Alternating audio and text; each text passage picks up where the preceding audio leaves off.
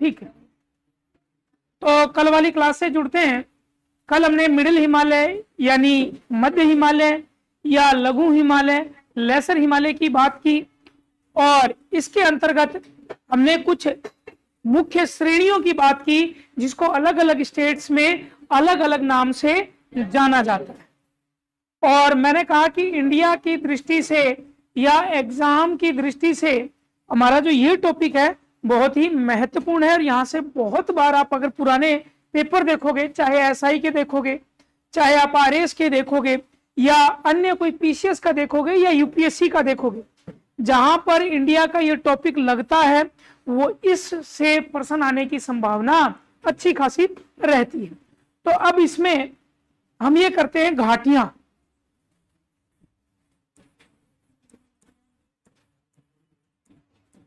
Valley की बात करते हैं।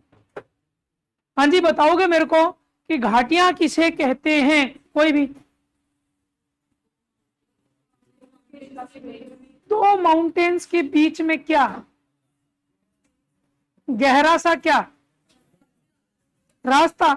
जब रास्ते पर बात करोगे, देखो मैं बता रहा हूं, अरे सुन लो, समस्या हमारे साथ यही आती है, लिखने में हमें पता होता है लेकिन उसको एग्जैक्ट वर्ड्स के अंदर हम, चाहे 15 वर्ड्स हो, 20 वर्ड्स हो, 50 शब्द हो, 500 हो, हम उसको जब तक नहीं लिख सकते जब तक उसके बारे में, अब आपने रास्ता बोलते ही वो घाटी ना रहकर पास हो जाएगा, ठीक है, या तर्रा हो जाएगा हिंदी में। घाटी के लिए आपको कहना पड़ेगा पर्वतों के बीच में जो मैदानी क्षेत्र होता है, ठीक है, समतल नहीं, मैदानी क्षेत्र यूज करेंगे, ठीक है, हाँ, जो मैदानी क्षेत्र होता है दो पर्वतों के मध्य कह लो, और बहुत बड़ा क्षेत्र होता है, वो घाटी कहलाती है।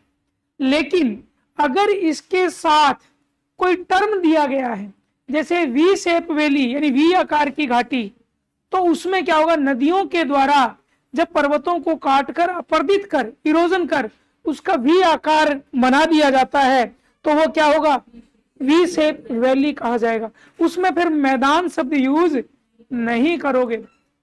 तो यहां हम यूज कर रहे हैं घाटियां।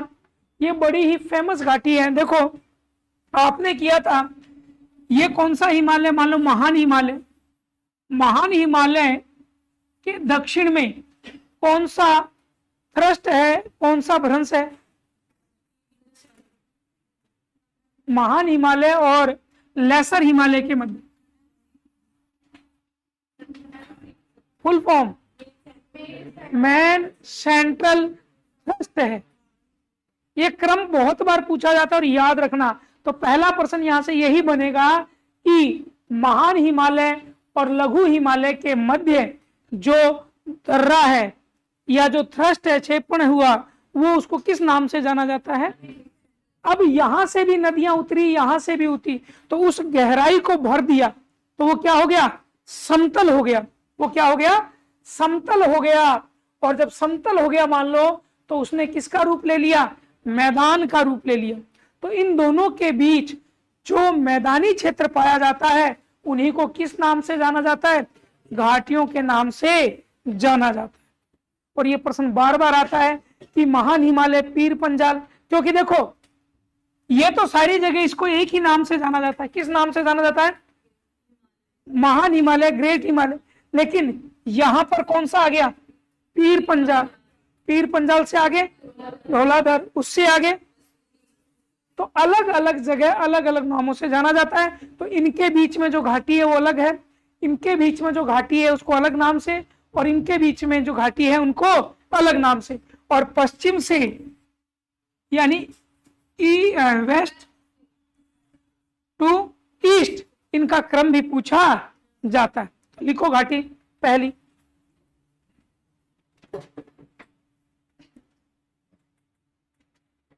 आपको लिखना किस तरह है, नोट्स किस तरह बनाने, ये ध्यान रखना।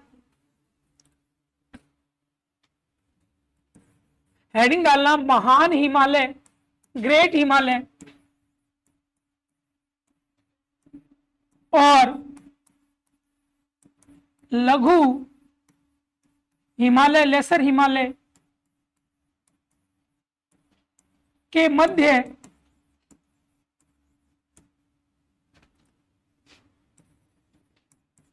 घाटियां, ये आपका हेडिंग हो जाएगा।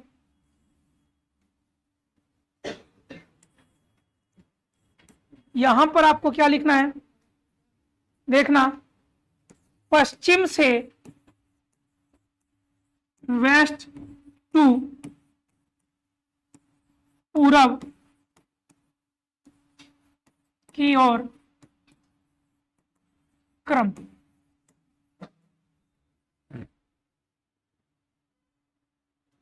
और उसके बाद यहां लिखना इस तरह, महान हिमालय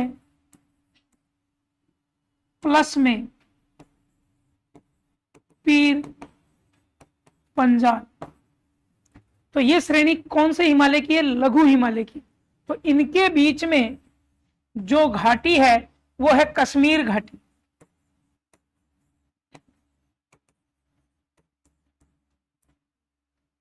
कश्मीर घाटी।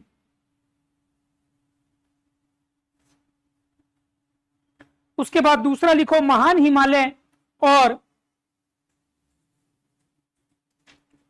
धौलाधर श्रेणी, महान हिमालय और यानी महान हिमालय प्लस धौलाधर श्रेणी के मध्य कुल्लू घाटी।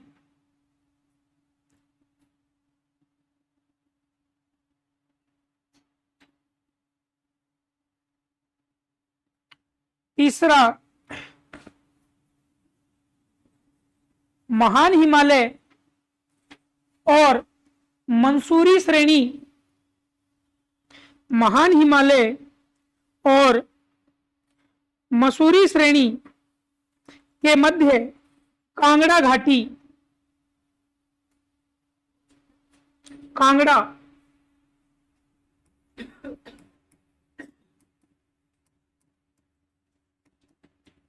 उसके बाद अगला लिखो, महान हिमालय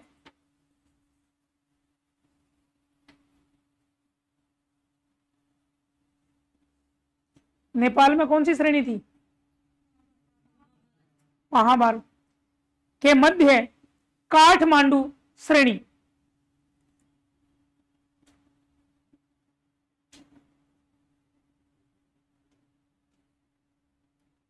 एटलस लाए हो,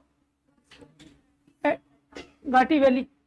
अब देखो, इंडिया का फिजिकल मैप निकालो, कई घाटियां कई वैली मिलेगी और कई नहीं मिलेगी। कोशिश करो इसको देखने की।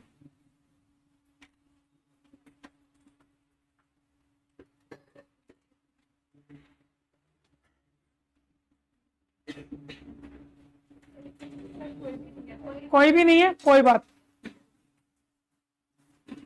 चलो, अगर कोई नहीं है तो आपको दो पीर पंजाल श्रेणी मिलेगी, मिला, और उसके ऊपर आपको महान हिमालय मिलेगा।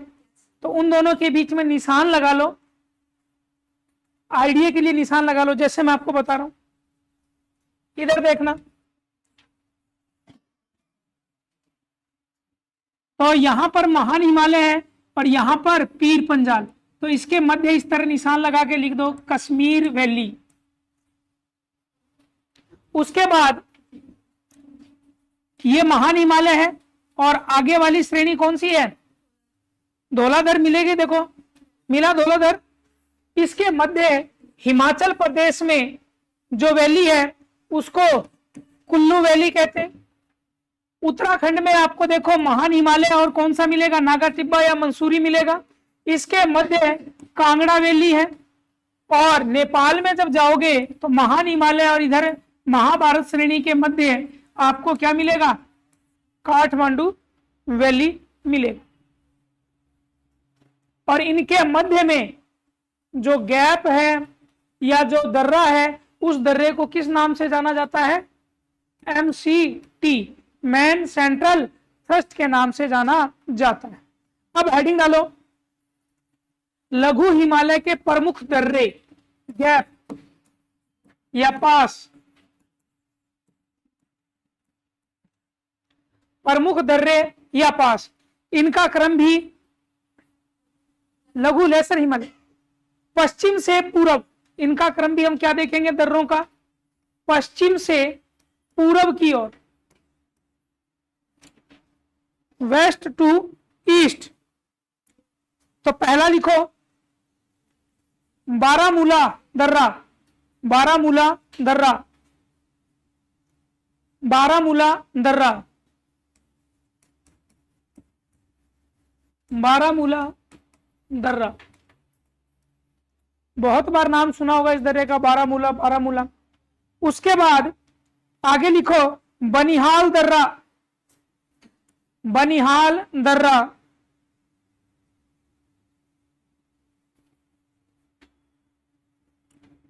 उसके बाद लिखो रोहतांग दर्रा,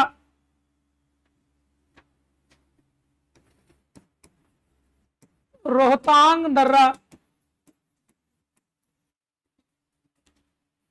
एटलस में देखो रोहतांग दर्रे से एक कोई नदी निकल रही होगी, या इन दर्रों को देखो, एटलस, एटलस नहीं लाए, कोई बात नहीं। पहले तो ये 3 दर्रे देखो आप, बारामूला, फिर उसके बाद बनिहाल, और फिर रोहतांग। रोहतांग हिमाचल प्रदेश में, या और देखो थोड़ा सा नजदीक चले गए हो,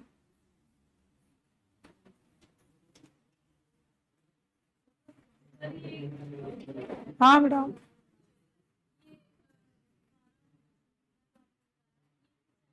जम्मू एंड कश्मीर में, जम्मू एंड कश्मीर में देखो इसको। चलो इनको ढूंढने की कोशिश करना, मिल जाएगा जम्मू एंड कश्मीर में, फिर बनिहाल भी मिल जाएगा, और रोहतांग दर्रा। रोहतांग दर्रे से एक उसके पास ब्लैक कलर की या ब्लू कलर की लाइन गुजरेगी, एक रिवर है, चिनाब, बहुत ऊपर चले गए, धौलाधर।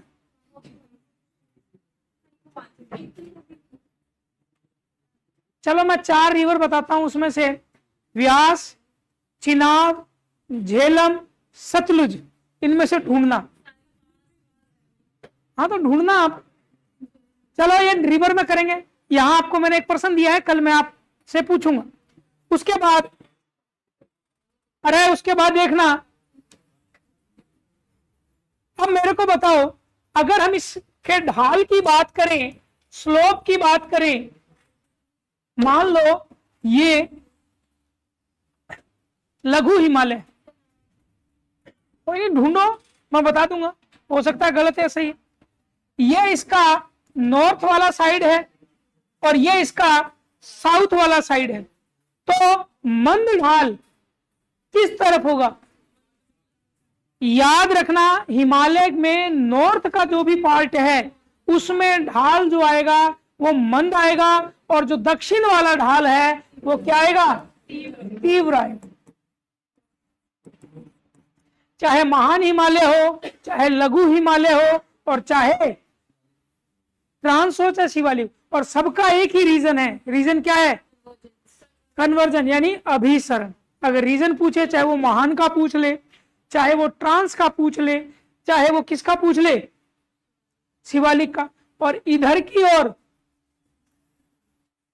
इसको नतोदर के नाम से भी जान सकता है। मंद की जगह क्या दे देगा? नतोदर, या क्या दे देगा?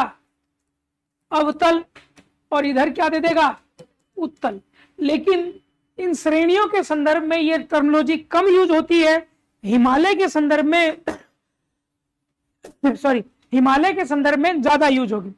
हिमालय का उत्तर वाला जो ढाल है वो अवतल ढाल है, और जो दक्षिण वाला है वो क्या है? कॉन्वेक्स। तो ये बात आगे लिखने की जरूरत है नहीं है। उसके बाद एक बहुत ही अच्छा प्रश्न कई बार पूछा जाता है, ऋतु प्रवास।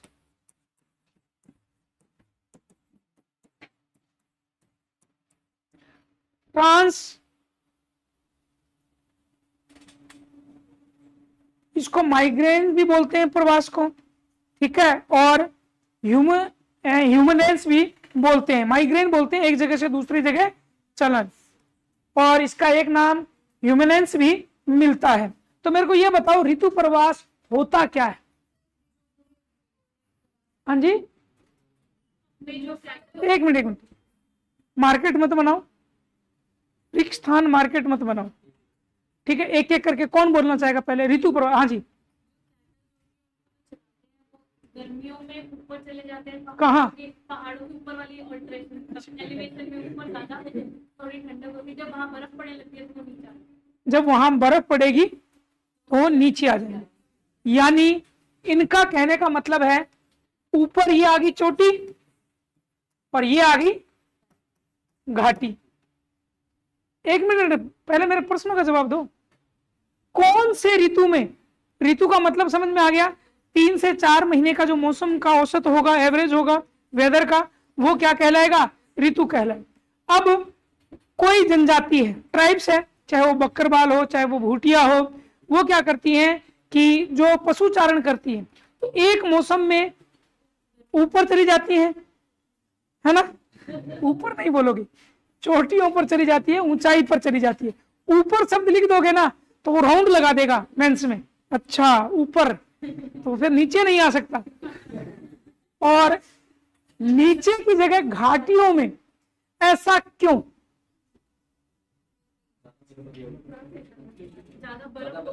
बर्फबारी, एक मिनट, बर्फबारी कब होती है? सर्दियों में, गर्मियों में? सर्दियों। तो शीत ऋतु लिख दूं मैं यहां, ठीक है, ज्यादा बर्फबारी हो, ठीक है। उसके बाद वेजिटेशन खराब, बर्फ हो जाएगी तो खाने के, ठीक, ठीक है। और फिर नीचे कब आएंगी वो? जब बर्फ पड़ जाएगी शीत ऋतु में। और ग्रीष्म ऋतु में क्या आ जाएंगी? ऊपर। ग्रीष्म ऋतु। कॉन्सेप्ट आपका सही है, सुन लेना बात। देखो यहां से लॉजिकल पर्सन आएगा। और आपने कभी इस ऋतु का अनुभव किया है, सर्दी गर्मी का? हम ऊंचाई पर गए हों तो ठंड बढ़ती है ऊंचाई पर, बढ़ती है। अच्छा, और नीचे आने पर ठंड कम होती है। चलो, तो अरे रुक जाओ मैडम, रुक जाओ, मैं अभी जो बात बता रहा हूँ सुनो। कोई ग्रामीण परिवेश का है यहाँ मेरे जैसा, ठीक है, और उसके घर के आसपास कोई ऊंचा टिब्बा हो या टीला हो, सर्दियों में, जब हम सर्दियों में ऊंचाई पर जाते हैं, ऊंचाई पर जाते हैं तो हमें लगनी क्या चाहिए थी? ठंड। लेकिन वहां नीचे के मुकाबले हल्का सा गर्मी रहती। आपने कई बार जब गाड़ी ड्राइव करते हैं और फ्लाईओवर पर चढ़ते हैं तो क्या है कि हमें धुंध नहीं मिलती और धरातल पर धुंध मिलती है। तो वो क्या सिस्टम है वहां? कैसे फिर, जब आप तो कह रहे हैं ऊंचाई पर जाने पर हॉट एयर ऊपर जाती, ठीक है, और ठंडी नीचे आती है, ठीक है। हाँ कोई नहीं, आपके कॉन्सेप्ट को ही दुरुस्त कर रहा हूं। आपका जो आधा अधूरा ज्ञान है उसको मैं अपनी लाइफ से जोड़कर उसको परिपक्व कर रहा हूं, कभी गलती नहीं होगी। ऐसा अक्सर देखने को मिलता है। तो उसके लिए पहला जो रीजन है वो है हवाओं का बदलाव, जिसको कैटाबेटिक और एनाबेटिक पवने कहते हैं, सुना होगा। और 2 तरह के लैप्स रेट होते हैं, हिंदी वालों ने सुना होगा, आर्द्र रुदोष्म हास दर, एक सामान्य ह्रास दर, नहीं सुना? नॉर्मल लैप्स रेट बोलते हैं इंग्लिश में, अच्छा नहीं सुना? माड़ी बात, चलो कोई बात नहीं, आज सुन लेना। तो पहला हवाओं का नीचे और उतरना। देखो हवा किसका अनुसरण करती है? ढाल का। जब ठंडी हवा होगी तो वो क्या होगी? भारी होगी, और भारी होकर कहां जाएगी? नीचे की तरफ जाएगी। तो जब नीचे की तरफ जाएगी तो जो यहां पर घाटी में क्या है, इसके मुकाबले गर्म का मतलब वो मत लेना कि गर्म का मतलब 45 डिग्री टेम्परेचर, है ना? क्योंकि गर्म शब्द आती है हमारे दिमाग में होता है कि 45 डिग्री एकदम टी शर्ट में बैठांगा। गर्म का मतलब होता है कि अगर यहां पर 40 डिग्री टेम्परेचर है और यहां पर अगर 42 या 45 डिग्री भी है तो वो भी इसके मुकाबले क्या होगा? गर्म। तो 2 टर्मिनोलॉजी सुनी होगी आपने, एक होती है निरपेक्ष एब्सोल्यूट, और दूसरा होती है सापेक्ष। क्या अर्थ होता है इनका, निरपेक्ष और सापेक्ष का? एब्सोल्यूट सुना होगा,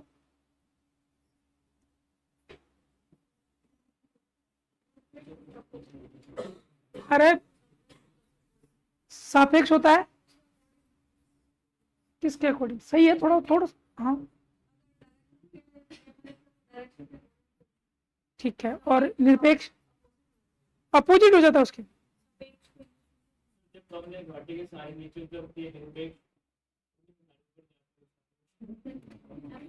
एक जगह में पूरी जितनी आनी चाहिए उसको capacity। ये थोड़ा बहुत सही है। देखो हम इसको बहुत बार सुनते हैं, लेकिन इसका एक्चुअल में मतलब क्या होता है? देखो जब वर्षा होगी ना, तो इन दोनों पर ही ह्यूमिडिटी डिपेंड करती है।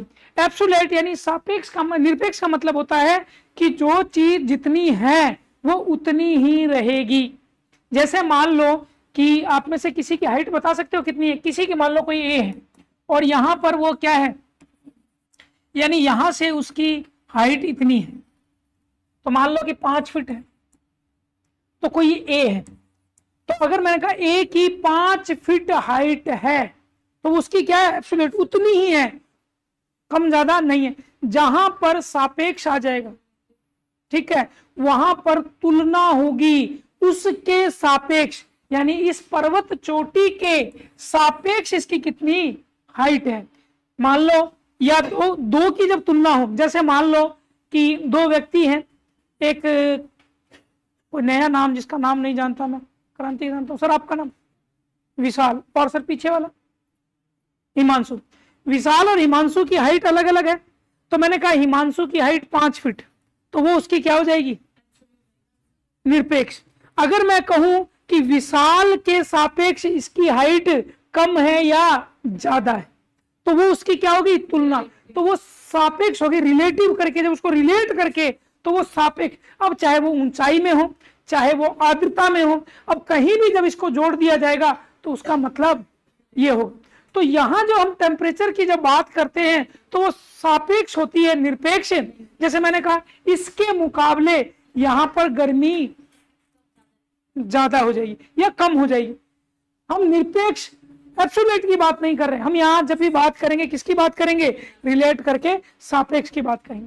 तो यहां से इसके मुकाबले क्या होगी? गर्मी हल्की सी ज्यादा होगी। तो जब ये हवा उठेगी, जब ठंडी हवा आएगी, तो जो हल्की चीज है उसको क्या करेगी? ऊपर की तरफ ढकेलेगी। तो जब ऊपर की तरफ ढकेलेगी तो यहां से हवा क्या होगी? ऊपर चली जाएगी।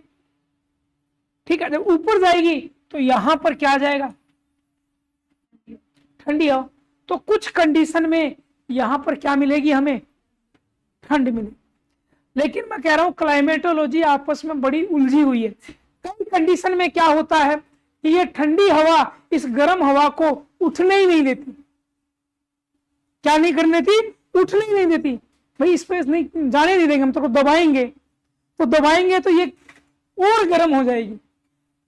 ये क्या हो जाएगी? और इसलिए कई जगह पर घाटियां गर्म होती हैं।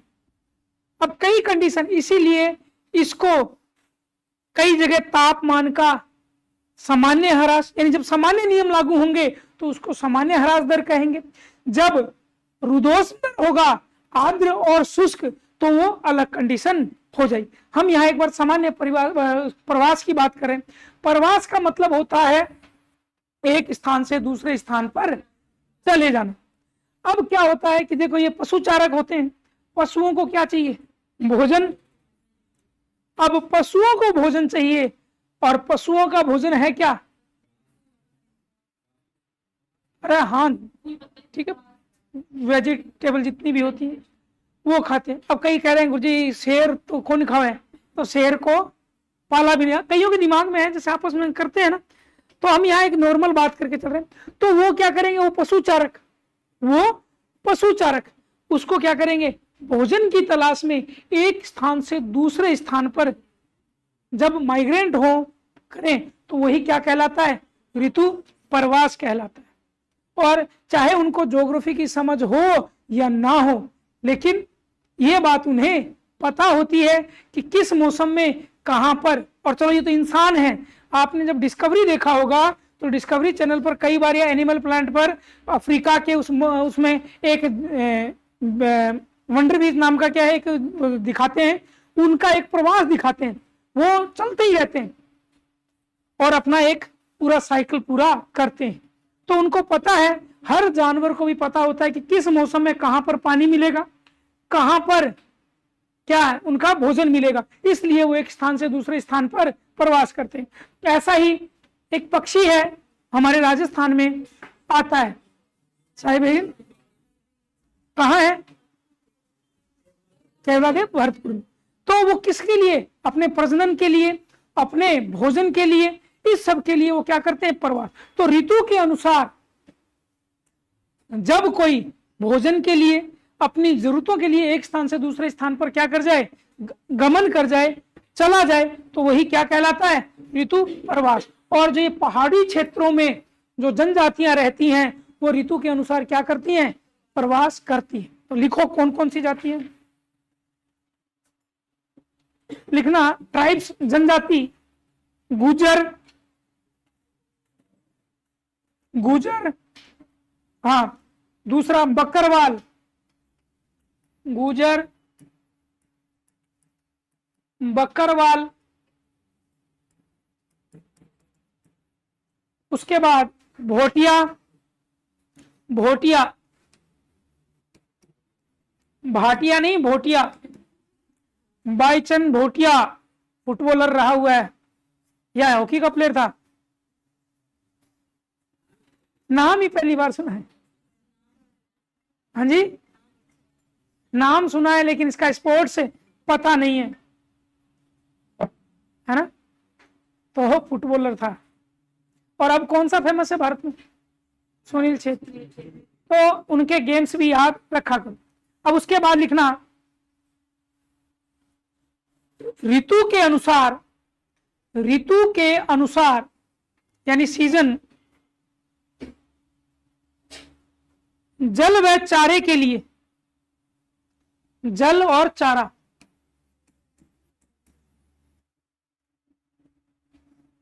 और भोजन लिख लो, के लिए पलायन।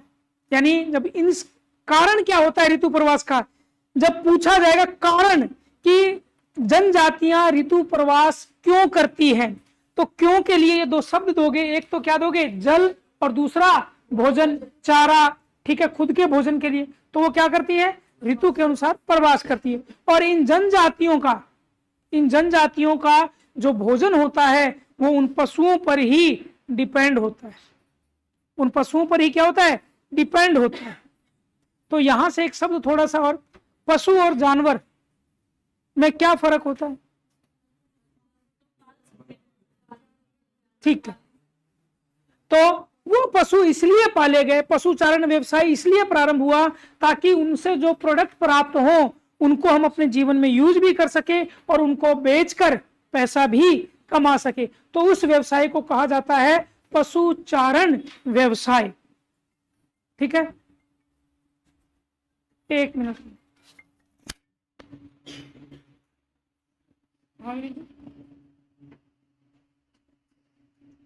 मैं आपकी क्लास में हूँ और मेरे को अभी अकाउंट नंबर याद नहीं करना, मैं हाँ तो इन्वेंटर बनाए दो।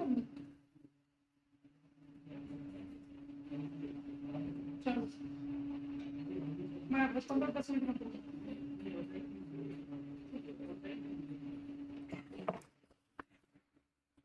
अरे पैसे आ रहे थे इसलिए फोन की उठाया है, ठीक है। तो फोन में बहुत कम उठाता हूँ क्लास में, तो भूल गया मैं क्या रट्टा मार के आया था।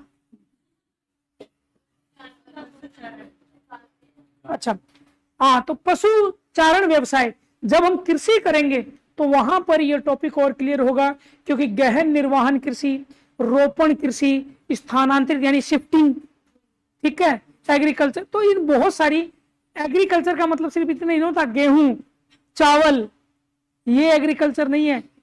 देखो सिलेबस में अगर आपके है कृषि तो आपको अलग पढ़ना है, और जो है क्रॉप्स फसल तो अलग पढ़ना है। हम क्या करते हैं कि फसल लिखा होता है और पूरी कृषि पढ़ देते हैं, और कई बार सिलेबस में लिखा होता है क्रॉप्स, मेजर क्रॉप्स, और हम पूरी कृषि पढ़ देते हैं।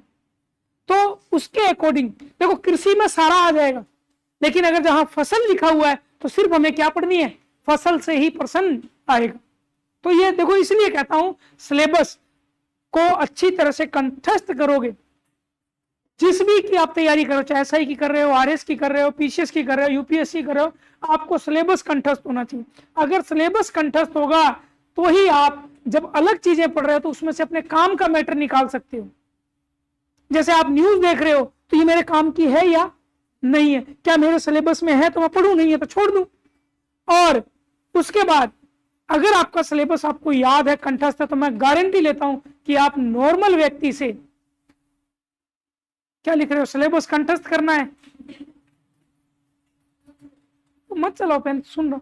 आप राजेंद्र प्रसाद नहीं हो, बताऊंगा डॉक्टर राजेंद्र प्रसाद की कभी बात तो मैं भटकूंगा, मैं ढूंढना क्यों हम अलग है। एक समय में दो काम कर सकते हैं, आज भी उनकी कॉपी रखी हुई है, दोनों हाथों से उन्होंने लिखी थी। इसलिए राष्ट्रपति एक बार जो चीज देख लेते थे परमानेंट याद रहता था। लोटो कहां था मैं, वेरी गुड, एकदम सिलेबस। तो सिलेबस को याद रखो, उसके अकॉर्डिंग आप अपनी तैयारी करो और पुराने पेपर्स जरूर देखो। तो उसके बाद लिखना शीत ऋतु। शीत ऋतु कौन सा सीजन हो जाएगा, शीत ऋतु, विंटर।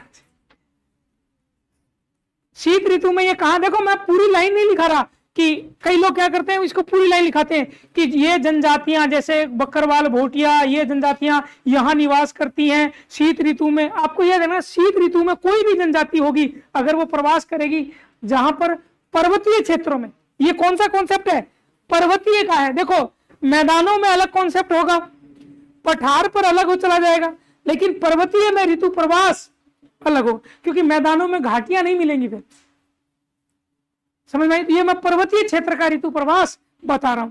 अब ध्रुवों पर रहते हैं तो वो थोड़े नीचे अक्षांशों के हिसाब से नीचे आ जाते हैं और थोड़े ऊपर चले जाते हैं। तो शीत ऋतु में घाटियों में, और ग्रीष्म ऋतु गर्मियां, शीत विंटर। शीत ऋतु में कहां जाएंगे, घाटियों में। बताया क्यों आ जाएंगे घाटियों में शीत ऋतु में, क्योंकि यहां पर ठंड क्या हो जाएगी, ज्यादा हो जाएगी। जब यहां पर ठंड ज्यादा हो जाएगी, अब देखो जब यहां पर, अब देखो कॉन्सेप्ट चेंज हो गया, यहां पर जब क्या होगा, ठंड ज्यादा हो जाएगी तो यहां से क्या होगी, हवाएं आएंगी, तो यहां वाली गर्म हवाओं को वो उठने नहीं देगी। तो जब यहां वाली हवाओं को उठने नहीं देगी तो फिर क्या होगा, नीचे थोड़ी सी गर्मी होगी, और जब थोड़ी सी गर्मी होगी तो यहां पर क्या होगा कि एग्रीकल्चर के लिए हमें टेम्परेचर की आवश्यकता होती है। और ऊपर से जब बर्फ पिघल के आएगी तो क्या मिल रहा है, जल भी मिल रहा है। तो पानी प्लस जल दोनों मिल गया तो एग्रीकल्चर भी होगा, यानी वनस्पतियां भी उगेंगी, और जब वनस्पतियां उगेंगी तो वहां पर खाने लायक चीजें उग जाएंगी। तो इसलिए शीत ऋतु में कहां चली जाएंगी, घाटियों में, और ग्रीष्म ऋतु पर्वतीय क्षेत्रों में, यानी पीक्स पर, शिखरों पर। अब ग्रीष्म ऋतु में ऐसा क्या कॉन्सेप्ट लगेगा कि वो ऊपर की तरफ जाएंगी।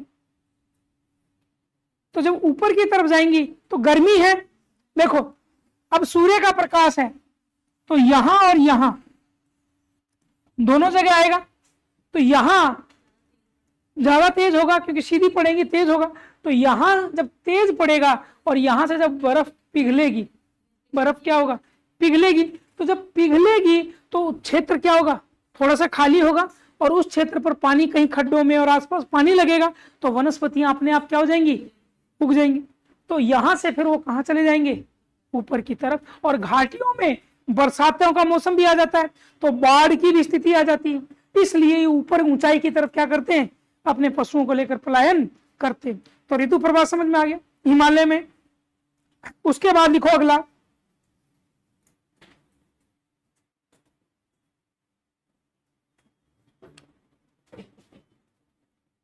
लघु हिमालय में, लघु हिमालय में, लेसर हिमालय की बात कर रहा हूं, लघु हिमालय में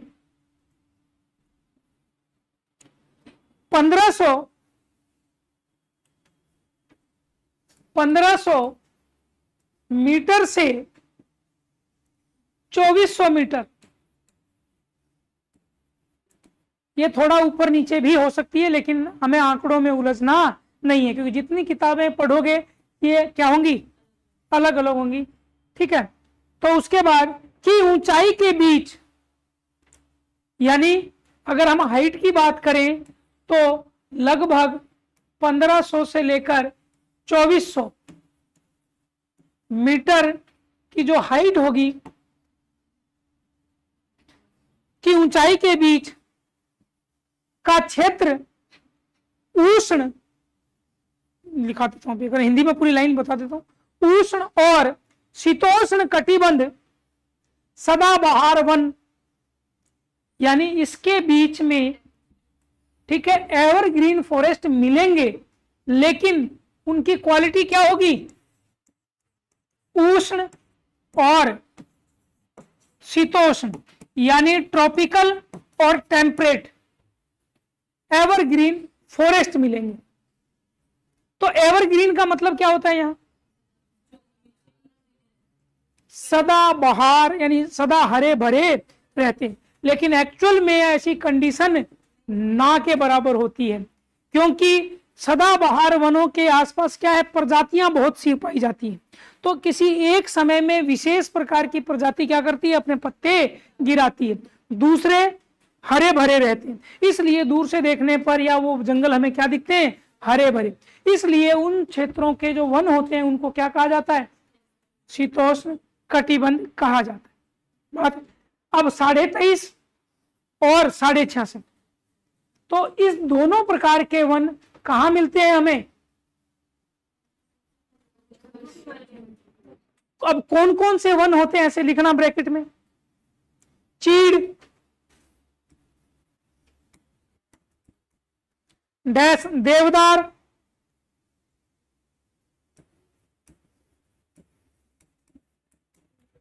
कोमा नीला pine, blue pine, pine pine, okay,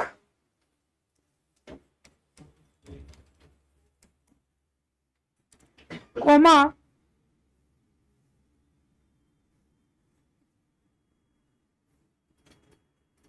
मैग्नेलिया, magnolia. ये इंपॉर्टेंट है, बताता हूं पर्सन कैसे पूछा जाएगा। अब इंग्लिश में क्या कहते हैं इनको, सर यही नाम लिखते मिलते हैं, चीड़, ठीक है, ब्लू पाइन। यहां से जो पर्सन बनेगा, लघु हिमालय में कौन से वन नहीं पाए जाते या कौन से वृक्ष नहीं पाए जाते, तो इसमें से 3 होगा। यहां से बड़ा ही टफ पर्सन बनेगा, इसके 4-4 के सेट देगा वो, और उसके साथ वो उलझाएगा। जैसे दे दिया चीड़, पाइन, ओक, और एक उसके साथ आपको दे देगा, जैसे मान लो उसने दे दिया कि, जैसे उसने दे दिया यूकेलिप्टस दे दिया साथ में, तो वो जो क्रम होगा वो क्या हो जाएगा, गलत हो जाएगा। तो इसलिए हमें ध्यान रखना है कि महान हिमालय में जो वृक्ष पाए जाते हैं, अब कई लोग कहेंगे कि सर जैसे मान लो कि वनस्पति आपके टॉपिक में नहीं है ना, यानी भारत की वनस्पतियां टॉपिक में नहीं है, और उसने ये प्रश्न बना दिया। वैसे ये प्रश्न है किसका, वनस्पति का है, वेजिटेशन का है प्रश्न, लेकिन आप जब कोर्ट जाओगे तो आपका वो क्या हो जाएगा, खारिज हो जाएगा। हमने वनस्पति का प्रश्न नहीं पूछा, हमने पूछा लघु हिमालय में इतनी ऊंचाई पर कौन से वन मिलते हैं, तो ये प्रश्न कहां चला गया, लघु हिमालय में। इसलिए टॉपिक ये होता है ना कि हम पर्टिकुलर, तो उसके आपको आगे पीछे का ध्यान होना चाहिए। अब जैसे मान लो कि नदियां नहीं है, सपोज करो आपके सिलेबस में, लेकिन उसने पूछ लिया कि महान हिमालय के पश्चिमी सीमा पर कौन सी नदी गौर से बनाती है, सिंधु। अब वो नदी का प्रश्न ना होकर किसका हो गया, हिमालय का हो गया। तो इसलिए कुछ प्रश्नों के जो प्रश्न आते हैं इसको हिमालय में काउंट करेंगे, फिर वो डिबेट का प्रश्न बनेगा। तो इसलिए टॉपिक को रिलेट करके पढ़ा करो, तो आपका कोई भी सब्जेक्ट बड़ा ही इजी हो जाएगा। और जब इंडिविजुअल पढ़ने की कोशिश करोगे तो उससे गलतियों की गुंजाइश रहती है। तो ये पेड़ आपको याद रखने हैं, चीड़, देवदार, नीला पाइन, ओक और मैग्नेलिया, ये वनस्पति पाई जाती। उसके बाद लिखो आगे इसी में, अब 2400 से ऊंचाई पर, तो लिखना 2400 मीटर से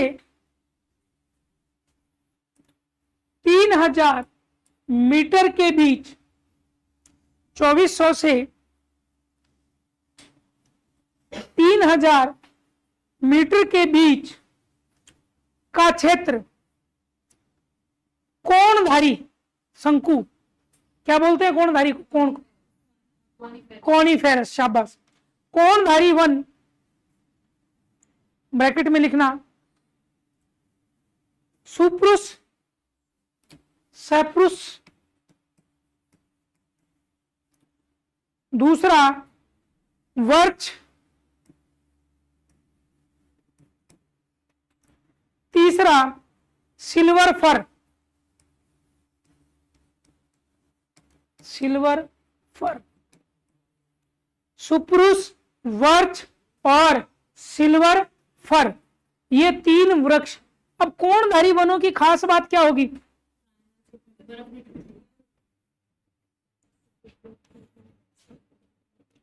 इस तरह ऊपर से शंकु और नीचे से फैला। जब आप घूमने जाओ पर्वतीय क्षेत्रों में, तो आपको इस तरह के कोणधारी वन देखने को मिलेंगे, और देखा भी होगा आपने कोणधारी वनों को, ठीक है। तो ये वन, और वर्ल्ड में इन वनों की डिमांड सबसे ज्यादा है। क्यों? क्रिसमस ट्री के कारण। जो लुगदी यानी कागज बनाया जा रहा है या इमारती में जिसका सबसे ज्यादा यूज होता है, वो कोणधारी वनों का ही होता है। और इसीलिए कनाडा और जो उस बेल्ट में देखेंगे कोणधारी वनों की संख्या क्या होती जा रही है? कम। क्यों? क्योंकि एक तो इनकी प्रजाति एक होती है, आसानी से कट जाती है। जबकि अगर हम अमेजन जंगल की बात करें तो वहां इतना घना है कि सूर्य का प्रकाश भी नहीं आ पाता, तो उस जंगल में जाना बड़ा ही मुश्किल काम है। तो जो चीज इजी लगती है, जो चीज कंफर्ट लगती है, उसका दोहन भी क्या होता है? ज्यादा होता है। दोहन या विदोहन एक ही बात है, शोषण आते ही चेंज हो जाएगा। अब हम इन वनों का शोषण कर रहे हैं या विदोहन कर रहे हैं? शोषण कर रहे हैं। अब ये खत्म होने की कगार पर है। इनको देखो, दोहन जब होगा जब इसको हम दोबारा उतना होने देंगे। शब्द याद नहीं, शब्द याद नहीं अभी क्या कहते हैं, सर्च करके बता दूंगा मैं। विदोहन और शोषण का मतलब क्या होता है। चलो, उसके बाद सुपर मोस्ट स्टार लगा के लिखना, स्टार लगा के ये लाइन लिखना। पर्वतीय ढालों पर स्लोप पर कई छोटे छोटे घास के मैदान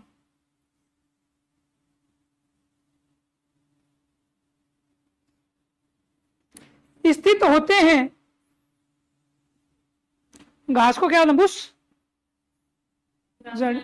ग्रास भी हो जाता है, बुश झाड़ियों कहते हैं।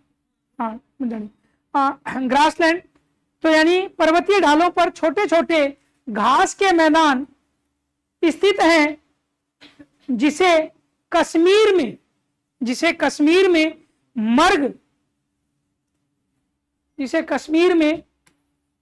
मर्ग कहा जाता है।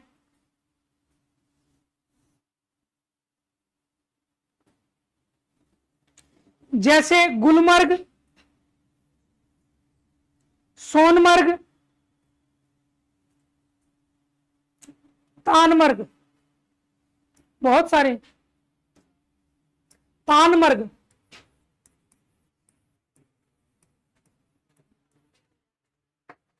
हाँ जी, अब सुनना, जब ये कोई पर्वत है तो इनके ढालों पर कैसे घास उग सकती है? पानी जब जाता है, पानी स्लोप से होके जाता है, सनलाइट भी पड़ती है। हाँ जी,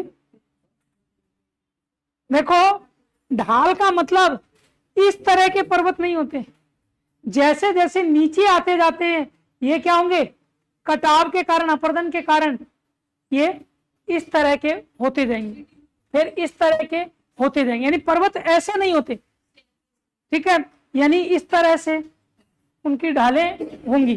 तो जो यहां पर थोड़ी जमीन, यहां पर थोड़ी जमीन, क्योंकि जब ग्लेशियर पिघलेगा तो पानी आएगा, तो उस दौरान जब पानी मिलता है तो धीरे धीरे वहां की जो लोकल वनस्पति होती है वो उग जाती है। तो वो क्या होते हैं, घास के ग्रासलैंड दिखते हैं, हरे भरे दिखते हैं, और इनको कश्मीर में नाम जाना जाता है किससे, मर्ग। तो ये जो गुलमर्ग है बड़ा ही फेमस है, लोग पर्यटन के लिए जाते हैं। तो दो नाम हमने और लिख लिए, सोनमर्ग और तानमर्ग। इसी में लिखना आगे,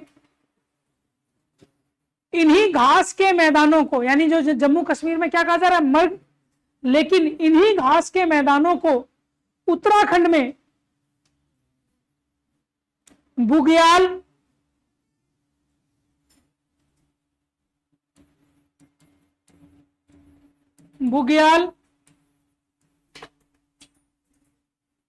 व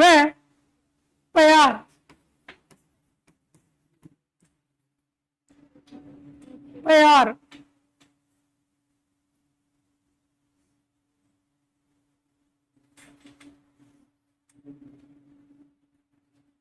समझ में आ गई बात। अब एक शब्द आप रूबरू होगे, शब्द बहुत सुना होगा, करेवा। हेडिंग डालना, करेवा।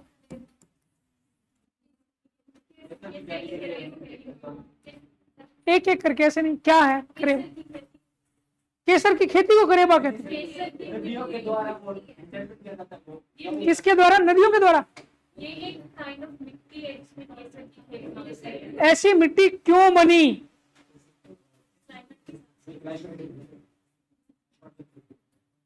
कोई भी? हाँ चेष्टा जी, आप बताओगे? कोई बात। हाँ जी,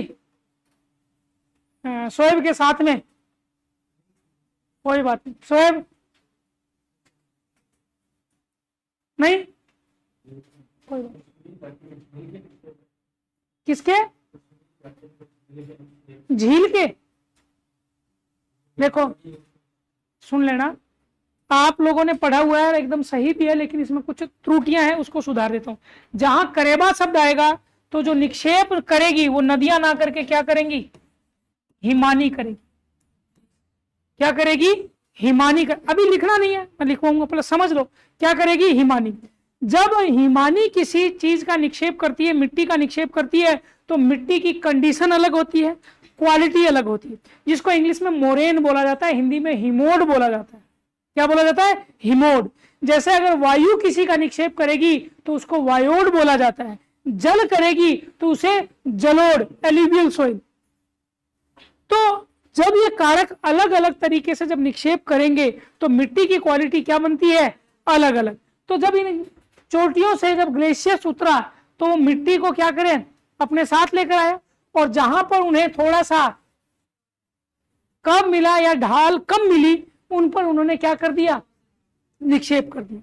तो इस मिट्टी के साथ पानी, यानी वो ग्लेशियर भी था, लेकिन समय के साथ टेम्परेचर बढ़ा, वो ग्लेशियर वाष्पीकृत हो गया, और वो मिट्टी का क्या मिला? निक्षेप। और उस मिट्टी पर जाफरान यानी केसर की खेती की जाने लगी। वो उसके लिए क्या हुई? अनुकूल हुई। केसर की खेती, जाफरान की खेती देखी आपने? नहीं देखी? केसर तो देखा है, खाया भी होगा, फिर ठीक। और ब्यूटी प्रोडक्ट्स में भी यूज होते हैं केसर, मिठाइयों में भी यूज होते हैं, और महंगा है। केसर की खेती अगर लगातार एक जमीन पर की जाए तो वो बड़ी जल्दी बंजर हो जाती है। केसर का जो पौधा तैयार होता है, जो उसके पुष्प तैयार होते हैं, उसमें से निकलता है, एक लंबी प्रोसेस है केसर की। तो इस मिट्टी में, जैसे अगर काली मिट्टी में कपास ज्यादा होगा, तो इस क्षेत्र में, इस हिमोड निक्षेप में जो जाफरान की खेती की जाती है, तो वो तो खेती जाफरान की होगी, लेकिन वो जो हिमानी के द्वारा वो जो मिट्टी का निक्षेप किया जाता है उसे क्या बोला जाता है? करेबा। जो किसकी खेती के लिए उपयुक्त है? केसर यानी जाफरान की खेती के लिए उपयुक्त। तो लिख लो, कश्मीर घाटी में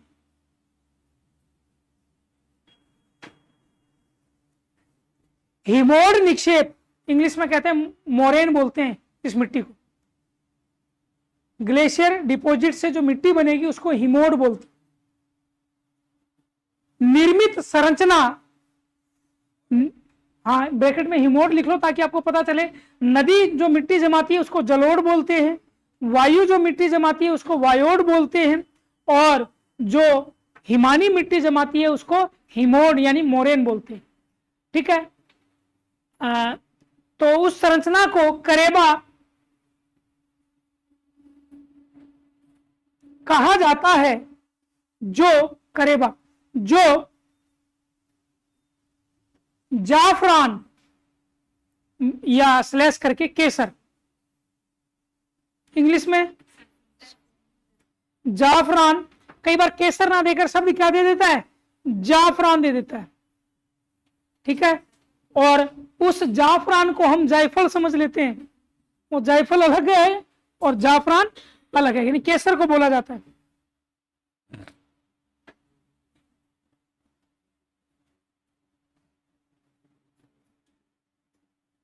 लिखना एक लाइन नोट डाल के लिखना,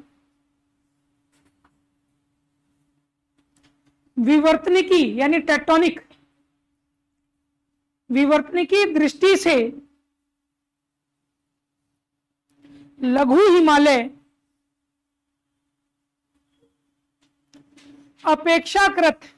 अपेक्षाकृत यहां शिवालिक से, महान से, विवर्तनिकी दृष्टि से टेक्टोनिक से लघु हिमालय, लेसर हिमालय अपेक्षाकृत यानी तुलनात्मक रूप से अधिक संतुलित व स्थिर है, स्टेबल है, संतुलित है, स्टेबल, स्थिर, मेरे को लिखना स्टेबल। देखो मैं समझ लो एक बार, फिर मैं देखता हूं कुछ कन्वर्ट। हाँ, दोनों से सुनना,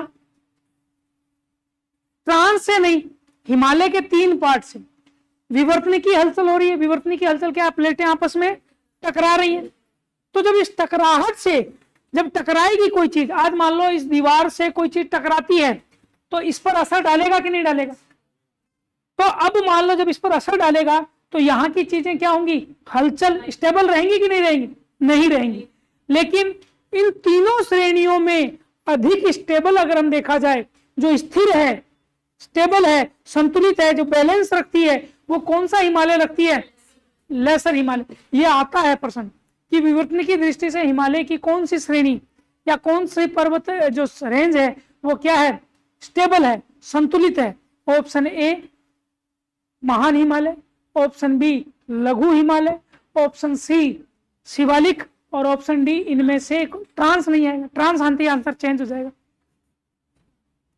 ट्रांस इससे ज्यादा, क्योंकि वो हिमालय का पार्ट नहीं है और बहुत प्राचीन टाइम में।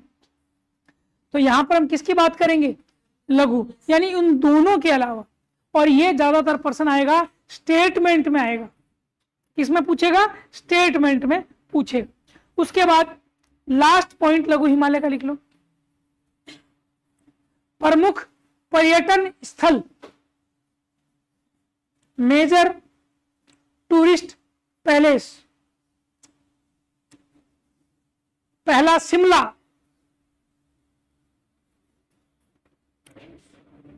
Coma Manali, comma Kullu, comma Mussoorie, comma Dharamshala, comma Nainital. Kasauli का तो बहुत सारी हैं, लेकिन हम फेमस कर रहे हैं। ठीक है, नैनीताल, कोमा अल्मोड़ा, कोमा दार्जिलिंग। इसमें से एक भी जगह गए हुए कोई, रोहित जी कौन कौन सी जगह गए हुए हो, हाँ जी, हो गया बस। अब जब जाओ तो देखना और वहां जो ज्योग्राफी पढ़ी है उसको फील करना। दार्जिलिंग कहाँ है, असम में है, पश्चिम बंगाल में, कहाँ है, पश्चिम बंगाल में। और दार्जिलिंग की क्या फेमस है, चाय। ठीक है, असम की चाय और दार्जिलिंग की चाय में फर्क है, बताऊंगा क्या फर्क है जब हम करेंगे इसे। पति का तो फर्क होता ही है।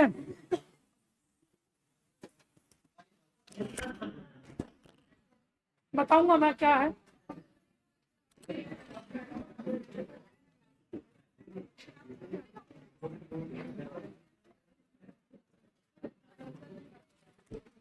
कोई नहीं जाना हम लोग।